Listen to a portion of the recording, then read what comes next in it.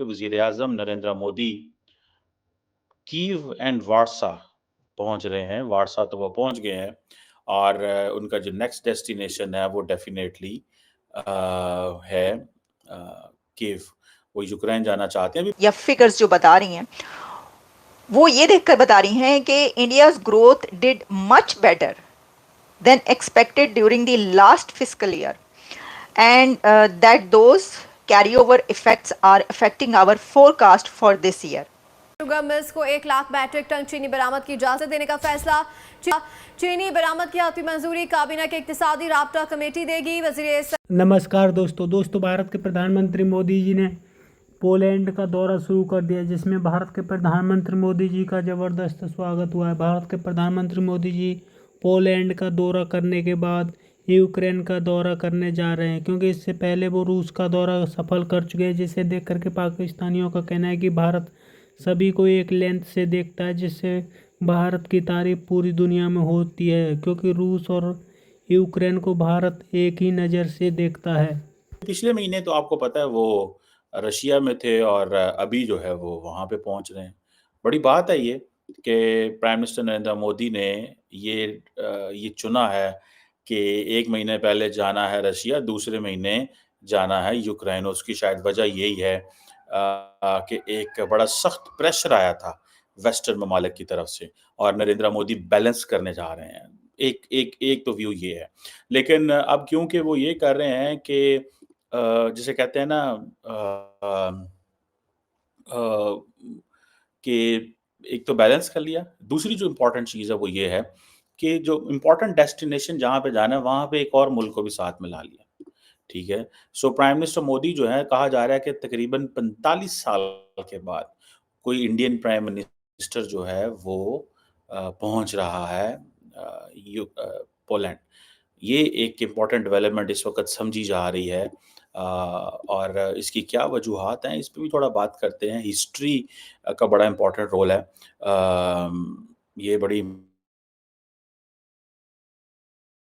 Important आप बताऊँ, India is just acting like big powers. मैं जिसे वो कहेंगे ना कि थोड़े अरसा पहले जब शी जिनपिंग आई थिंक गए थे सर्बिया, बेलग्राद या जब गए हंगरी गए, तो वहाँ पे जो उस मुल्क के चाइना के साथ जो ताल्लुकात थे उनकी कोई एनिवर्सरी थी। लेकिन अभी फिर ये सुनने में आया है कि पोलैंड इंडिया के ताल्लुकात की जो 70th एनिवर्सरी है, ठीक है जी। तो उसकी भी जो है वो है और दूसरा ये है कि 45 साल बाद जा रहे हैं। सो ये एक इम्पॉर्टेंट है। अब देखते हैं कि नरेंद्र मोदी किन-किन चीज़ों पे डिस्कशन होती है। लेकिन इंडियन मीडिया जो है वो बार-बार एक चीज़ को हाइलाइट कर रहा है और वो ज़ाहिर बात है लार्जली मीडिया जो है जिस चीज़ को हाइलाइट कर रहा है, अमूमन गवर्नमेंट वही चाह रही होती है कि वही चीज़ें ही उन एंगल से ही देखा जाए। हिस्टोरिकल कनेक्शन को बहुत ज़्यादा इम्पोर्टेंट देखा जा रहा है। कहा जा रहा है कि जो पोलैंड के लोग हैं वो महाराजा ऑफ नवांगर जो हैं, उनको बड़ा याद करते हैं। वर्ल्ड वॉर 2 के दौरान जब पोलैंड जो है वो नाज़ी जर्मनी के सामने हार गया, तो जो पोलिश ख़वातीन और बच्चे जो थे, उन्होंने जमनागढ़ कोल्हापुर की जो प्रिंसली स्टेट्स हैं, वहाँ पे आके पनाह ली, ठीक है? जो महाराजा थे नवागढ़ के जाम साहब जो हैं उन्होंने बड़ा क्रूशियल रोल प्ले किया और उनके बड़े मैंने देखा है कि काफ़ी ज़्यादा स्टैचूज़ लगे हुए हैं और बहुत कुछ है वहाँ पे।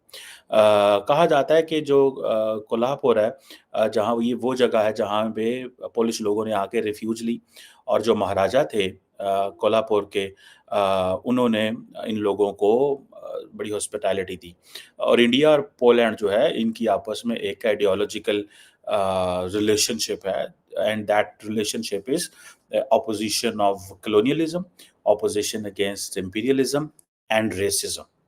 This is what India is connecting itself with the European Union. बड़ी important ये development है।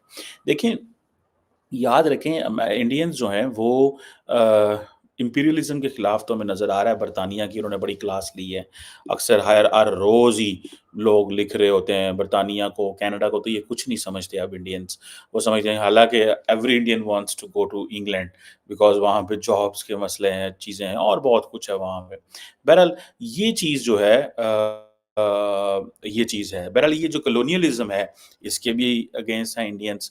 तो वो कहते हैं जी पोलैंड भी कॉलोनियलिज़्म के खिलाफ था, इंपीरियलिज़्म एंड ये फिर रेसिज़्म जो कि नाज़ीज़ की तरफ से एक चैलेंज है, तो वो भी है। सो इंडिया और पोलैंड के जो ताल्लुकात हैं 1954 में बने और कहा जाता है कि पोलैंड ने बड़ा इम्पोर्टेंट रोल प्ले किया 2022 की यूक्रेन क्राइसिस के अंदर जब 4000 इंडियन स्टूडेंट्स वहाँ फँस गए, जिसको ऑपरेशन गंगा कहा गया था।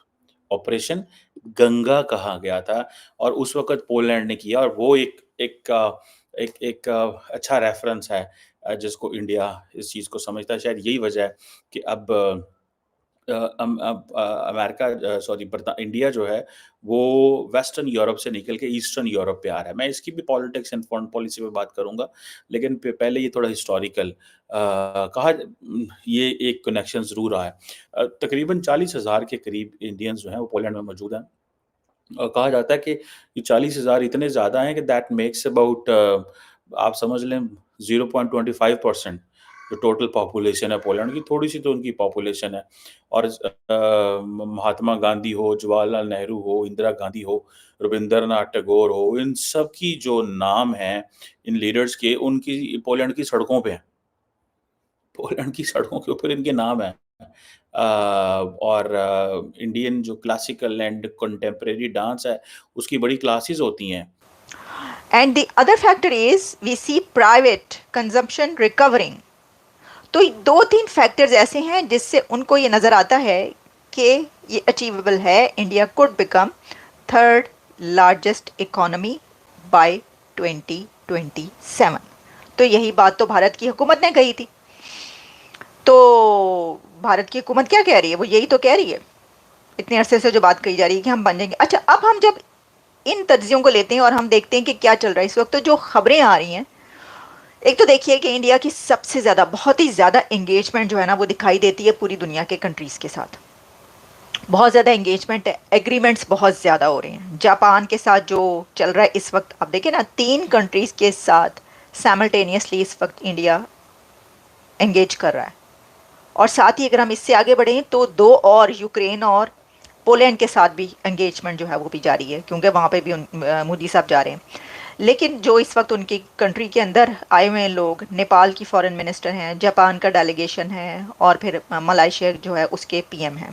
तो ये 3 कंट्रीज़ के साथ उनसे बहुत बड़ी बड़ी डील्स हो रही हैं भारत की, बहुत बड़े बड़े एग्रीमेंट्स हो रहे हैं टेक्नोलॉजी में, सेमीकंडक्टर्स में, उसमें इक्विपमेंट में, जो कि डिफेंस इक्विपमेंट कहा जाता है, डिफेंस इक्विपमेंट में फिर और बायलैटरल टाइज के हवाले से बहुत कुछ हो रहा है। फिर इंडो पैसिफिक ओशंस जो हैं उसके हवाले से बहुत कुछ हो रहा है। तो ये सब अपनी जगह पर है। तो देखिए कि जहाँ पर हम जब ये सब कुछ देख रहे हैं तो इससे तो लगता है कि जो कंट्री इतने कीनली, एक्सटेंसिवली और बहुत जज्बे के साथ जो है, यानी जज्बा तो नहीं, मैं नहीं, यहाँ पे ये गलत हो गया, जज्बा नहीं, सिर्फ जज्बा नहीं, जज्बा भी है, लेकिन उसके साथ जो है एक जिस तरह होना चाहिए डिप्लोमेटिकली एंगेज है इस वक्त और कर रहा है, उससे तो ये लगता है कि हो सकता है कि ये दोनों फैक्टर्स जो हैं, हर देखिए हम तो सिर्फ एनालिसिस कर सकते हैं। ये जो बात कही है कि ये अचीवेबल है,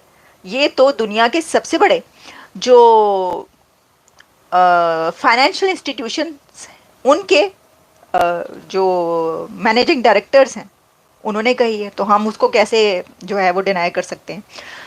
उन्होंने कुछ सोच के और देख कर ही कहा होगा। अच्छा जी, तो दोस्तों पाकिस्तान और चीन को छोड़ करके भारत दुनिया के सभी देशों के साथ अपने रिश्तों को काफ़ी ज़्यादा मजबूत किए हुए है। जिस तरह से भारत एक के बाद एक देश, भारत के प्रधानमंत्री मोदी जी एक के बाद एक देशों का दौरा कर रहे हैं, उसे देख करके पाकिस्तान इस वक्त काफ़ी ज़्यादा बेचैन है, क्योंकि कुछ दिन पहले ही भारत के प्रधानमंत्री मोदी जी ने जिस तरह से रूस का सफल दौरा किया था, उसके तुरंत बाद ही अब यूक्रेन और पोलैंड का दौरा करने जा रहे हैं, जिसे लेकर के पाकिस्तानी काफ़ी ज़्यादा परेशान है, क्योंकि पूरी दुनिया के देश इस वक्त भारत की तरफ देख रहे हैं और भारत ही ये एक ऐसा कंट्री है जो कि रूस और यूक्रेन की जंग में रुकवाने का अहम किरदार अदा कर सकता है। इसके अलावा कोई दूसरा देश ऐसा करता हुआ नजर नहीं आ रहा। यही कारण है कि यूक्रेन ने जिस तरह से भारत के प्रधानमंत्री मोदी जी को इनवाइट किया और वो यूक्रेन का दौरा करने जा रहे हैं, जिस पर पूरी दुनिया की नज़रें हैं, क्योंकि थोड़े दिन पहले ही भारत के प्रधानमंत्री मोदी जी ने रूस का दौरा सफल किया था। उसमें भारत और रूस के बीच काफ़ी ज़्यादा अच्छे रिश्ते हैं, लेकिन अब यूक्रेन का भी दौरा करने जा रहे हैं, जिससे पूरी दुनिया को उम्मीद है। आपकी क्या राय कमेंट में जरूर शेयर करें। यदि आप चैनल पर नए, चैनल को सब्सक्राइब करें। वीडियो पसंद आए तो लाइक करें, कमेंट करें और शेयर करें। जय हिंद, वंदे मातरम।